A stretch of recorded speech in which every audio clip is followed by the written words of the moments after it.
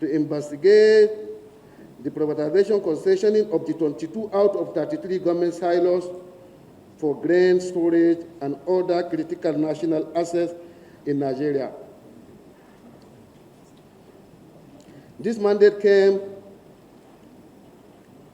on the 7th of 2024, and this particular committee that I mentioned was mandated to do the investigative hearing and find out the circumstances surrounding the whole things and report back to the House. And that's where we are here today.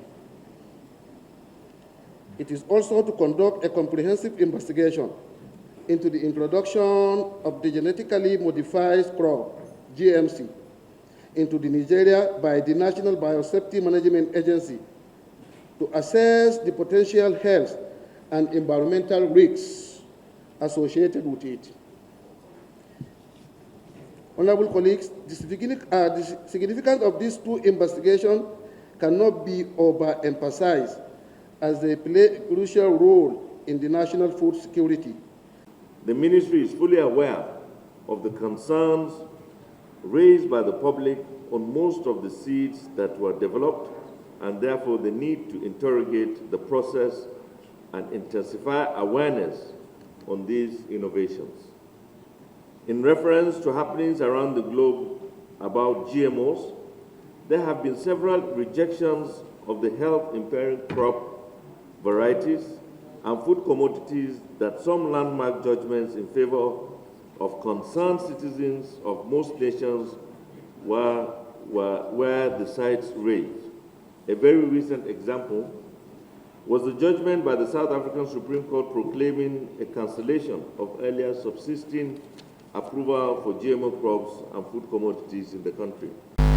But let me tell you that this is a battle that must be fought and won, because the overall long-term effects of consumption of GMO foods and the pattern of consumption, and whether you are going to create seeds from the food, whether you are going to transform the GMOs into LMOs, is a difficult concept to even convey to all of you here.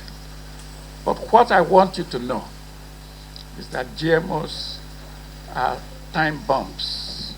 Basically acting as the public relations expert of foreign interests that are trying to plant or pursue this GMO in our country. That all of us witness regulators acting as business consultants, right?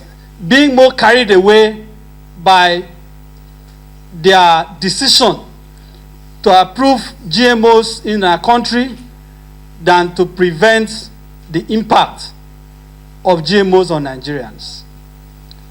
This government must take it as a personal responsibility to immediately declare a policy of no to GMO.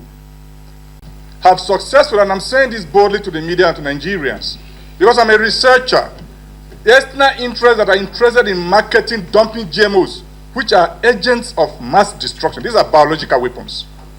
I'm a professor of bioinorganic chemistry. They are pushing insecurity on our nation, sponsoring it clandestinely. And I challenge the national security apparatus to look deeply investigate into why our farmers can't go to farms, only to create a scenario of hunger to advertise genetically modified poisons.